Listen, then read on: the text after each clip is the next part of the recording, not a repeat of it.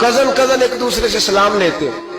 बच्चियां आया करती थी तो मेरी कभी कभी मुझे बताया जाता था, मैंने एक पाबंदी लगा दी, बच्चियां जब मदरसे में आती थी कि जो दूर से बच्ची आए उसको जिस आदमी का नाम लिखा हो बताया जाए वही लेने आए।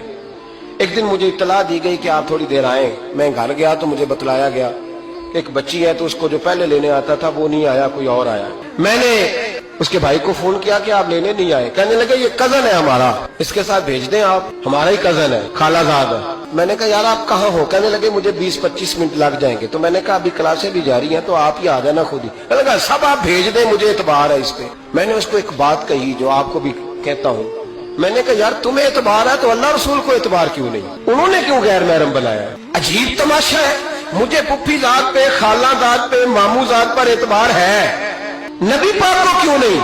आपको ज्यादा प्यार है लोगों से या नबी पाक को उम्मत से ज्यादा प्यार है? क्या मतलब तमाशा है? क्या मिजाज बना लिया मैंने और आप? नबी पाक ने एक शख्स पर एतबार नहीं किया, पर मैं इससे पर्दा करो। आपने और मैंने कैसे कर लिया? नबी पाक ने खालाजात, पुप्पीजात, देवर पर, जेठ पर, साले पर, बहनोई पर एतबार नहीं किया, पाबंदी लगा दी। तूने कैसे किया?